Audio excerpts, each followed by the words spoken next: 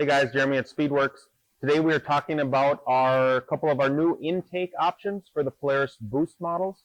RMKs, VR1s, Assaults, all that good stuff. Our standard intake, which we already have, it's just a nice frog skin vent that goes up underneath the hood, behind the headlight, and we put 3 holes in there. It's like a $15 deal, and it just helps us. These things starve for air when you're in deep snow.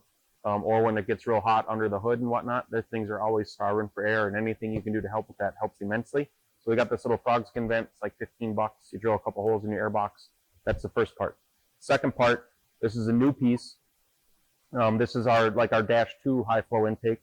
As you can see, we're replacing the stock flimsy rubber boot, which when the under hood temps get real hot, this gets even more flimsy. And the intakes get plugged off, it sucks shut. Creates all kinds of runnability issues, creates bogs, all kinds of stuff like that.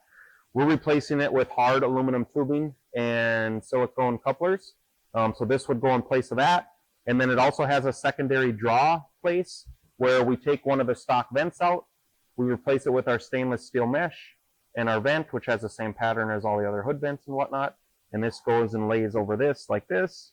There's a small little like 1/8 inch, 1/4 inch gap there. So then you have a good secondary place to draw even more additional air. This piece retails for $199. It's just a great setup to help you guys, especially mountain guys. Just 2 really good intake options that'll help with overall runnability and deep snow bogging issues. If you guys have any questions, let us know. Otherwise, check it out on the website.